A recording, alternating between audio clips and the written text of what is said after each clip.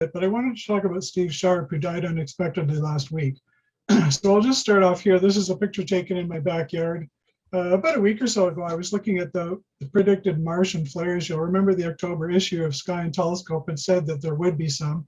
I didn't see any, but as I noted on the forums, I did send the report in eventually to Alpo.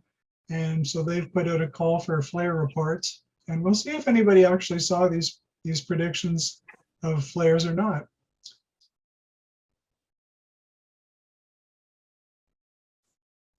And then I came across this just in the last week. I don't know how many of you have seen it. This was on Cloudy Nights, and it's certainly one of the best Mars animations that I've ever seen. This Alexandros Francis put an awful lot of effort into this over the course of an entire rotation of Mars, and he managed to resize them all and stitch them all together. And it's really incredibly detailed. It was done with a Celestron 14. So as it rotates around here, you can see some of the features on Mars. You can see Gomer, and you can see Syrtis Major, and you can see the Hellas Basin, and you can see Edom here, where the flares were supposed to be, and Dawes Fork Bay, Margarita Ursinus, Erythrium, Nolacus, the Eye of Mars coming around here, Valles Marineris. The volcanoes, the Tharsis volcanoes aren't too visible, but you can see Olympus Mons right there. And up here, you'll notice the hood has a bright white patch. I was looking at Mars earlier this week, and what surprises me about this apparition of Mars is that the polar hood is quite mottled. And I could just see a bright patch in the 10-inch when the seeing steadied. So all in all, I was just quite impressed with that. And I would encourage anybody, if you get a clear night again before April, to get out there and take a look at the North Polar Hood in particular. It's exhibiting a lot of interesting features. But what I wanted to do, rather than show images and rather than talk about what's going to be happening in the next cloudy month, I wanted to take some time and talk about Steve, because he was a pretty significant amateur astronomer. And some of you know him well, and some of you don't know him, but by the time I'm done, you'll have a better feel for who he is. And so Steve Sharpe is an avid amateur astronomer, a model railroader, and a rail fan. He was a photographer.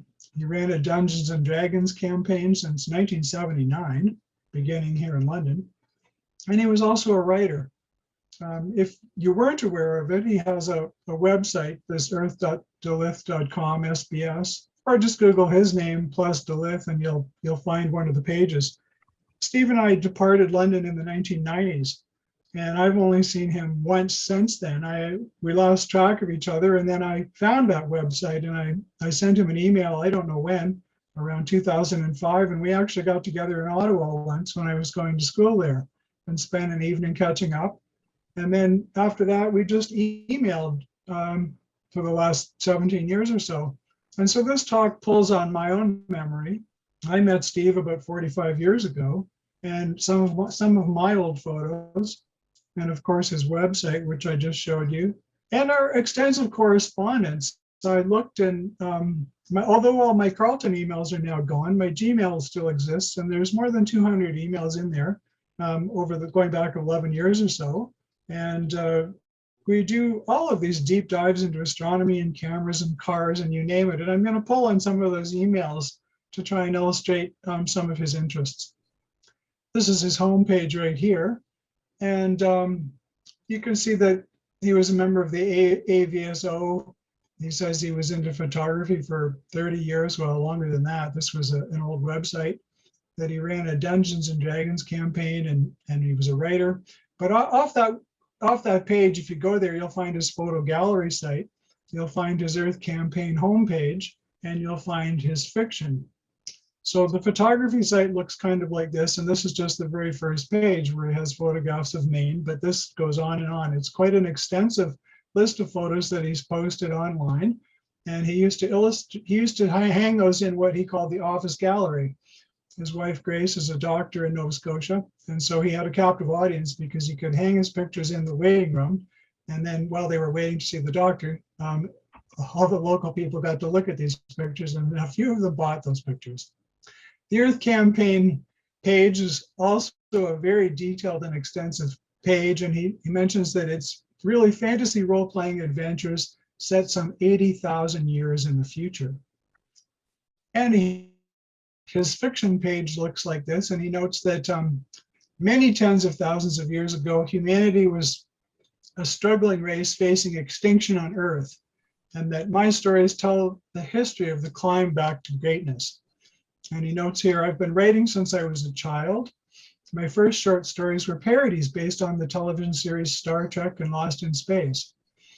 After a while, I became more ambitious and started writing full-length novels. When I discovered Dungeons and Dragons in 1979, I pretty well stopped writing. And he goes on to say, however, I quickly realized that I had the perfect milieu already created for a Dungeons and Dragons game, namely that the universe that I had created for my stories. And those of you who were in the London Centre back in the 70s and 80s will also remember the Strawmies. In our Polaris newsletter, Steve used to write extensively about the adventures of the semi-fictionalized adventures of the London Centre, and the astronomers were known as the Strawmies. There's some Strawmies in this picture here. The London Centre, when I first joined in 75, was meeting in room 3108 in the Social Science Centre. Not long after, we moved to room M147 in medical science. And you can see Scott Dawson and Joe Soltes and a few others here. And you'll notice every one of them, 1, 2, 3, 4, has Polaris, the London Centre newsletter, in front of them. So they would read about the Strawmies. And of course, the interesting thing about this picture is that it was before the internet. So the only way to know what was going on in the London Centre was to read that newsletter. Now, Steve joined the RASC in early 1972, and the AAVSO, the American Association of Variable Star Observers, in 1973, and attended first year at Western in 1975. A place where we all congregated, those who did a lot of observing in the club, was Peter Andre's farm and observatory located southwest of London at the end of Southdale Road. And in this picture, you see my father's 1967 Pontiac, but in behind that, you see this dark building. And if I show you the dark building, what you're looking at was, at the time, the largest privately owned observatory in Canada.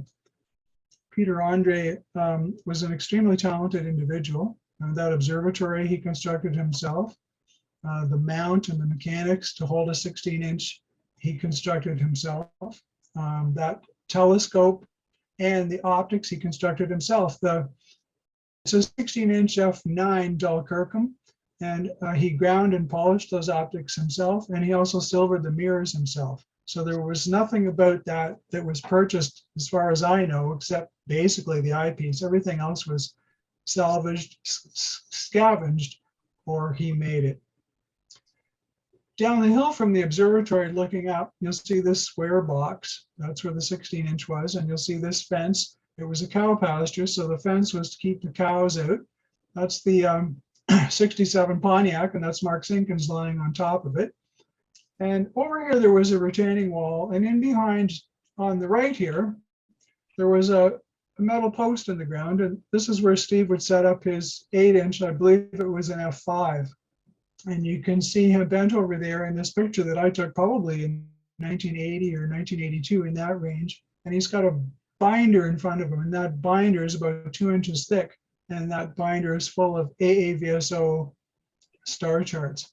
I sent him these pictures, a few of these pictures in 2016, and his response to this one was, what were those boots that I was wearing? Because he, of course, hadn't seen this picture in nearly 40 years. In an email exchange in July of 2016, he commented on Peter Andre letting us use the farm for observing, and he said, oh, that was wonderful. I really appreciated it. It was my preferred observing site from 1975 to 1984 when I moved to Niagara. By the time I came back in 1986, the cable company had put bright white strobes on their tower across the road, which made the site unusable. And I too remember that. It was a problem. But the next stop for the London RASC was Fingal. And here's a bunch of us with the opening, our warm-up room, the green building, and of course on the left, our first observatory, now known as OBS1. And we had an email exchange about that. I sent him a few shots from the Fingal grand opening. The official opening for the London Centre Observatory was on Sunday night. About 37 people showed up. I include a few shots, to which he replied, very good. I'm glad it finally happened. That had been 35 years in the making. Steve and the rest of us at London Centre executive meetings had talked about getting an observatory, and we'd done a lot of scouting around southwestern Ontario, trying to find an observing site. And this was something that every club, really wants to have. There was a lot of photography adventures in the early days. It seems that all the baby boomers kind of came of age in the 1970s. And the one thing all the amateur astronomers did was go out and buy a 35 millimeter film camera. So everybody had one and everybody documented everything to death. And I remember trips to Grand Bend, and there was a bunch of Londoners who would go to the Syracuse seminar in New York. And I can remember a trip to the Sifton Bog, and there were many other trips as well. I sent in 2016 this picture to Steve, to which he replied, "Ha, what a laugh. Back when I had hair." And he went on to say, "Was that the Pinery or was that the Byron Sifton Bog? You tend to forget these things." And he goes on to say, "Anyway, I'm carrying my beloved Miranda DX3, which finally died for good about 14 years ago, and that big old black vinyl camera bag, which was ruined after our cat urinated on it. I guess she was expressing her opinion of my photography." And you can see he's taking a shot of me as I take a shot of him. And Steve loved photography and continued that his whole life. This was a picture he sent me, I think it was earlier this year, out in Nova Scotia, where he eventually settled. And you can see it's just a wonderful photograph. He just got better and better at this as time went on. And during the pandemic, he expanded his repertoire a little bit, moving from 35 millimeter and medium format photography to a couple of large format cameras. This was the second one he bought. The first one had some problems. It was an Intrepid 4.5. There's all the details there. And I had encouraged him to try the Ektar 100. That was Kodak's last great film that kind of came out, as the digital era was taking over. And that was a film with a very nice palette, and it was a film that Kodak designed for scanning. His high school friend Steve Wilson was in on this email, and we both encouraged him to keep doing this, photographing these old buildings, such as this abandoned store in rural Nova Scotia. I got this picture from Steve, just about a month ago. He'd been down to Halifax and photographed the Gerald R. Ford in Halifax Harbor with all the fighter jets on it. So lucky to live within driving distance of a major naval port where you can go and see things like this. He did a bit of astrophotography as well. And when I sent him this picture in 2016, his comment was, "Taken in my parents' yard when, 1980 or 81. He said that was the original drive corrector on the C5, which never worked. But if you go to his website, you'll see there is a bunch of astrophotography by Steve Sharpe, and there's an aurora in Ursa Major. And there's a close-up of the M24 star cloud. And you can see it right there. You'll also notice that the nebulosity is incredibly red. That's because in those days, if you bought the right film, it was sensitive to the red hydrogen. Unlike today, where when you buy a DSLR, you have to go and spend another $1,000 to have it converted so that it can see the hydrogen. And here's a close-up of Cygnus showing the North American Nebula and the Pelican Nebula and down around Eta Cygnus. And a lot of fainter stuff here. And the details are interesting for you imagers who've never used film. That was done with a Miranda Auto Sensor XEE, a Miranda 50mm f1.4 shot wide open on Fujichrome Pro Via 400. And look at the exposure time, 15 or 20 minutes, piggybacked on that Celestron 5 that I showed you. The quantum efficiency of film is non-existent compared to digital sensors. So back then we all had to expose for at least 10 minutes to get something decent on a good film. He returned to Western in 1990 to try astronomy again. He'd initially thought he could do an astronomy degree, but he didn't have the discipline he felt when he first started, and so he gave it a second go. And he said, things went well in my first year, and I was offered a summer position working as a research assistant for Dr. William Waylaw, the astronomy department head. In 1992, the project expanded, and then I started observing another Delta Scuti star, which was well placed in the late spring sky. And I will add, this was done at the Cronin Observatory with some of the old equipment there. And they focused on FM coma. And in addition, another student joined us, Jeff Bax, who I think is here tonight. Jeff was a great addition, and we were able to split the observing. I would observe one night and he would observe the next. Jeff Bax resumed observing Delta Scuti stars in 1993, and eventually a paper was published after Dr. Whalaw's unexpected passing in 1995, coma. And here's the article from the December 1995 issue of RASC. And you've got Jeff Bax, William Whalaw, and Steve Sharpe. But by 1993, things weren't so good. The second year of astronomy was proving difficult. Bill Whalaw had retired, and the funding that he had to keep Steve doing work on the Conan was cut. And Grace was the main breadwinner at that point, and she got laid off, but fortunately got a job in the US. And in February 1993, Steve and Grace moved to Maine. And this is one of Steve's pictures taken on top of Cadillac Mountain looking over Frenchman's Bay. And if you've ever been up there, it's a tremendous view. In Maine, Grace kept doing research for a while, but then decided to go into medicine, and then became Dr. Grace Crawford Sharpe. And here's a recent picture of her walking along the beach in Nova Scotia. I should add that Steve was a car guy. Back in the 70s and early 80s, when I used to visit the Andre farm, Steve was driving a Saab 99, exactly like that orange one in the top right-hand corner. And he was very impressed with that car. And I distinctly remember having conversations where he extolled the merits of the Swedish-built car against the old 1967 GM Pontiac that I was driving. Now, when that car wore out, he bought a third-generation Mustang GT. I forget what year it was. It was an early 80s one with a 302 5-speed in it. That's a blue one. His was actually orange, like the Saab. And I can remember a few stories about Steve and that car, actually. One of the things we did in our excursions to try and find a dark sky site was to persuade a farmer located west of London down the Nairn somewhere, I think his name was Farmer Nett, to let us use a corner of his field as our dark sky site. And we would go out there and do that. And I can remember one night we'd been out there most of the night, and it was time to go home, and Steve took off down the Nairn in the Mustang. And at the time I was driving my father's 1979 Olds Delta 88 with a 354 barrel in it. And I was leaning on that car pretty heavily, but I could not keep up with Steve in the Mustang GT. He liked cars and he liked to go fast. Other Steve's story I'll share with you that I can remember. And this is some personal wisdom from Steve to me, through me rather, to you. And that's driving on the 401 with the big rigs. Often if you drive on a 400 highway, you'll notice there's a lot of shredded tires on the side of the road. Well, you may or may not know, but a lot of those big truck tires are actually retreads. And so eventually they come apart. And you actually don't want to be beside one of those trucks when one of those tires decides to shred. The thing to do when you're about to pass a big transport on a 400 highway is lay back till you can actually get past it. You don't want to drive beside it, because what happened to Steve one day when he was driving beside one of these things is one of those tires came apart. And as it shredded and started whacking the pavement, it slid over and started whacking the hood of the 302 Mustang. And so the 302 Mustang required a bit of repairs after that.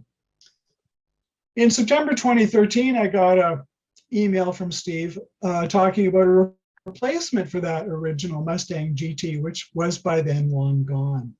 And he wrote to me, so today we went into Halifax and I drove that black 2005 Mustang GT convertible. And he went on to say, oh, Dale, I want that car. 55,000 kilometers in gorgeous condition and as clean as a whistle. And a later email in 2017 demonstrated what the car looked like. Here was the Mustang last Monday at Halls Harbor on the Bay of Fundy. And then another email from November 2014, a fun day at the Ford dealer. He'd taken the Mustang in for some servicing, and seeing that Steve was driving a fast Mustang, started trying to talk him into test driving a newer Mustang, hoping Steve would, of course, buy one. And Steve was being cajoled and actually didn't want to go for a test drive, but finally broke down just to keep the guy happy. And this is what he said. Anyway, that car can really peel. Once I figured out the 6-speed stick and set the drive mode to sport, it was crazy fast. 5-liter V8 and 435 horsepower. My GT only has 300 horsepower, and it can be a handful if you're not careful. Great handling down a winding road on the top of South Mountain too. And he mentioned the first time I made a right turn at a stop sign in the 2005 GT, though, I ended up doing fishtails all over the place on a wet road in the rain. Great fun. Some of you will recognize where this picture came from. And yes, I am foreshadowing something with this photo. Every amateur astronomer would like to have an observatory out on the back 40 where you can just kind of walk down the path and go and open up your dome or slide your roof off and do some amateur astronomy. And in 2014, Steve got his 4th telescope, Celestron 11. His first telescope had been a 4.5-inch telescope, which later got sold to Frank Paquette, who I know was going to try and be here tonight. And the second telescope is the one I showed you, the 8-inch f5. And then after they moved to Maine, he picked up a 10-inch Meade. And I think it might have been one of the Schmidt Newtonians. If not, it was just a regular Newtonian. And so he was able to go deeper with his observing. And then finally, this was his 4th scope. But there was a problem. I got this email on December 2014. It's frustrating not being able to use the telescope. I kept it in the barn all summer, but I've since moved it back down to the garage and stored it. It really needs to be in an observatory, which is not going to happen for at least 2 years. And so as it turned out, after they'd bought this great place in the middle of nowhere, Steve and Grace were faced with the prospect of a wind turbine development going in. And echoing what had happened with Peter Andre's farm, there was a concern that there'd be a lot of bright lights put in, and Steve didn't want to build an observatory and then get flooded by lights and have to tear it down and move. And he was sort of on the fence about that. And I know Grace said to him, you need to just do it. And Steve, when he expressed this frustration to me, I said, you know, you just need to do it because you don't know what's going to happen with this wind turbine development. And when I emailed back and told him that, he emailed me back again and said, you sound like my wife, but he did it. And in June 2015, he got a carpenter in to build a platform, and he put up a pod, and in the pod is the C11. So now it was permanently set up, and that's an 80 mil Celestron guide scope on there. And so he was all set. And it was great. There's their house right there in Eller's house. And all you would do is walk down the path, and there's the pod right there. It's an interesting area. They own a lot of land out there, and it's quite wild, and there's a lot of different animals. There's coyotes and bears and bobcats, all kinds of stuff roaming around.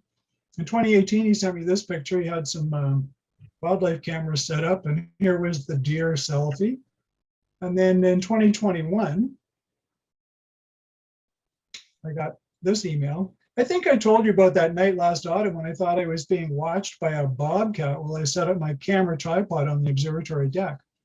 Well, one of the hunters that they allowed to hunt on their land had a blind, and this bobcat walked right up to the blind. So indeed, there was bobcats out on the farm. And I emailed back and I said, one day you'll be observing and a bobcat and a bear will simultaneously jump over the wall into the observatory. I said, you'll have to be quick. Now, back in the early days of the London Centre, some of you will remember that the official mouthwash of the London RASC was Southern Comfort and 7-Up. I seem to recall Steve had something to do with this creation, although I also remember that I think he preferred Comfort and Coke. So it's not surprising that I got this email in 2017 entitled Essential Observing Gear. And this is what it was enclosed. And I looked at this picture and I saw the 17 millimeter Nagler. I know we like that eyepiece quite a bit. And I see a 40 mil Explorer 68 there. And I looked over on the right, wasn't sure what eyepiece that was. So I emailed him back and I said, never heard of that eyepiece on the right. What are they for? He emailed back and said, it's a special kind of binocular eyepiece. It makes you see double. If you go to his LinkedIn page, you'll see that he's listed himself as the practice manager and office lackey. Of course, that's at Grace's medical practice. He was the kind of the secretary and bookings and appointments and all that. But tellingly, he noted he was a professional amateur astronomer and a photographer wannabe. And so now we get into the nitty gritty, which is the American Association of Variable Star Observers and his involvement with them. That picture I showed you earlier came from this book, Starlight Nights. And Leslie Peltier wrote this book now quite a long time ago. If you're an amateur astronomer and you've never read this book, then you're not quite yet an amateur astronomer. And I would suggest you get yourself a copy while it's still in print and you read that, because it's a remarkable tale of an amateur's life. And in that book, Leslie Peltier notes, "I feel it is my duty to warn others that they approach the observing of variable stars with the utmost caution." He says it's easy to become an addict, and as usual, the longer the indulgence is continued, the more difficult it becomes to make a clean break and go back to a normal life. Now, Leslie Peltier was no slouch himself. Leslie Peltier was called the world's greatest non-professional astronomer by none other than Harlow Shapley, and also referred to as the world's greatest living amateur astronomer.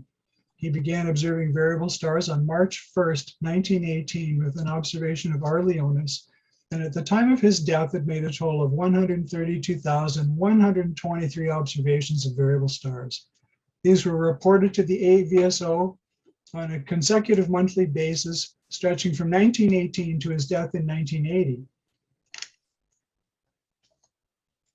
As of October 2003, he was still on AAVSO's list of the top 25 observers in its history. Now, Steve, as I mentioned, had submitted his first observations in 1973, and his AVSO observer code was SHS. His actual initial was Stephen B. Sharpe, and I suspect there was some sort of mistranslation back in the early days, and so B got turned into H. I never really found out the story behind that. And they were located in Eller's House, Nova Scotia, about, he says, 30 miles outside of Halifax under fairly dark skies. And I will note that as a dedicated observer, he was concerned with the things we are all concerned about, which is the weather. And I just looked through the emails, and often at the end of an email, there'd be a comment on the weather. It's predicted to be clear tonight, but I'm not holding my breath. I finally got out observing on the 6th, and it cleared up late last night as well. So maybe the drought is ending. And in 2021, March was a great month here, 15 clear nights, but the clouds closed in after the 23rd and are still here.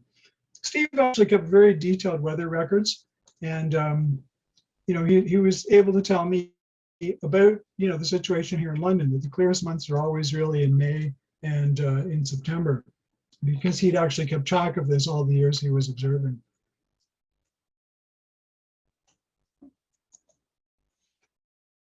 Now, for those of you who don't know, I want to tell you a little bit about variable star observing, which was his main thing.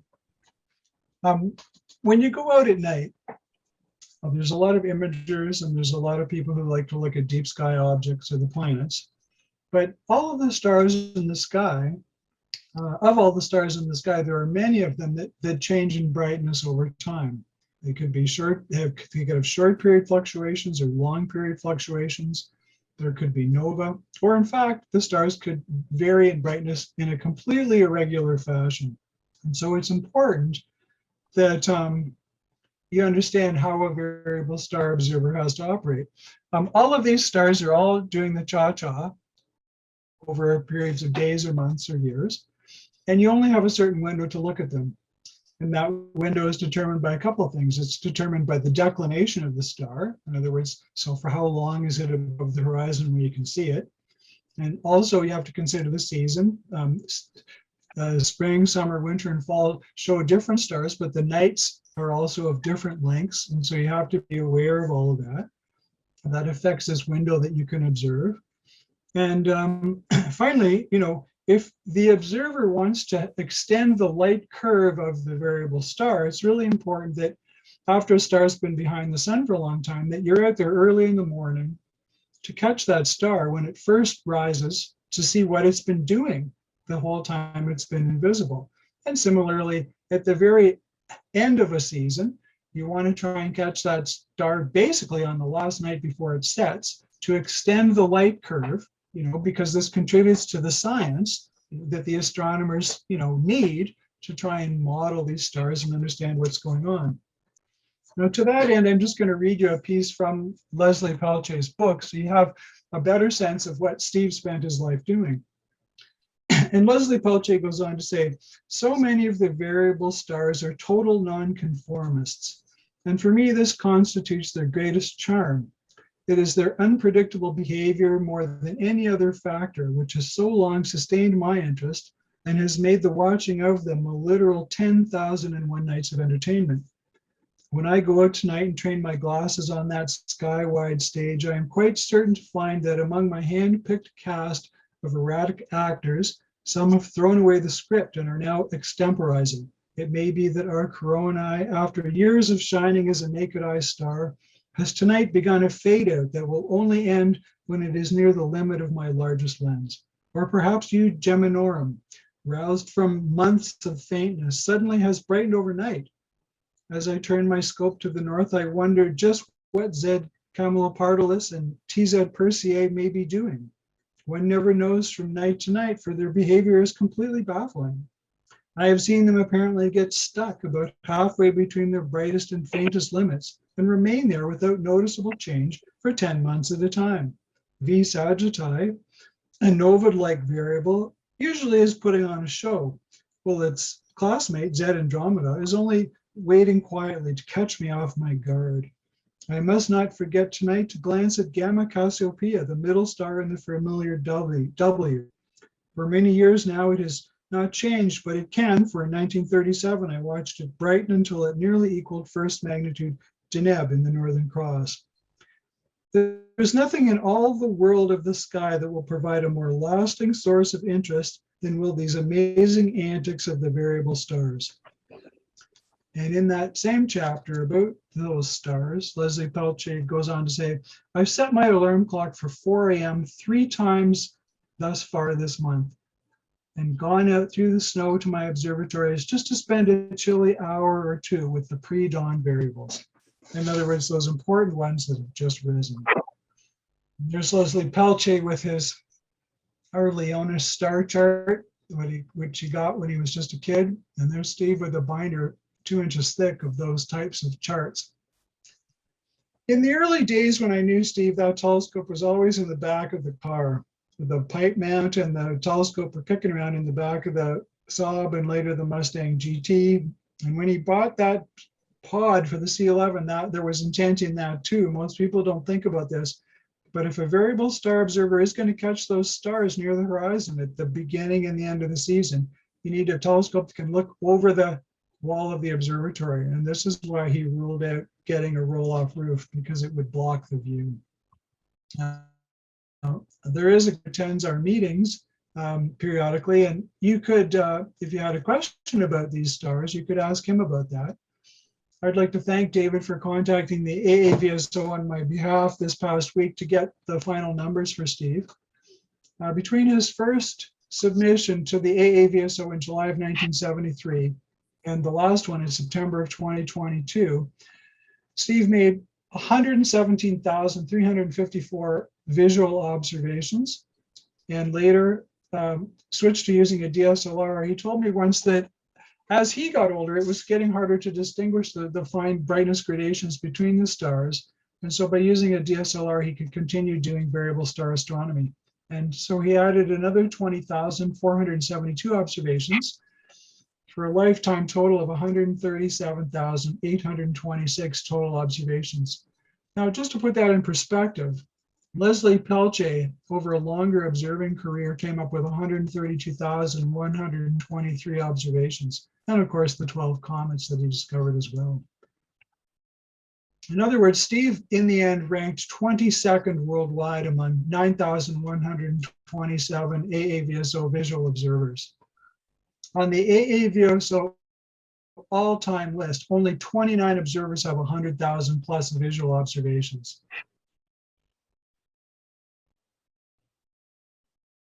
So in essence, what I'm saying is Steve was among the giants of the AAVSO.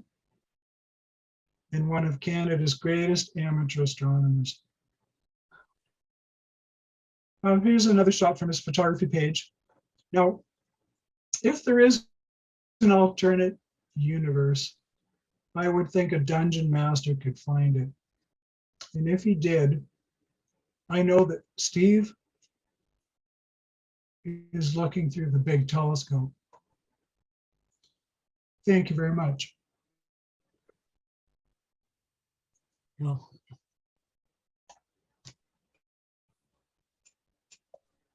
Thank you very much, Dale. It's well done.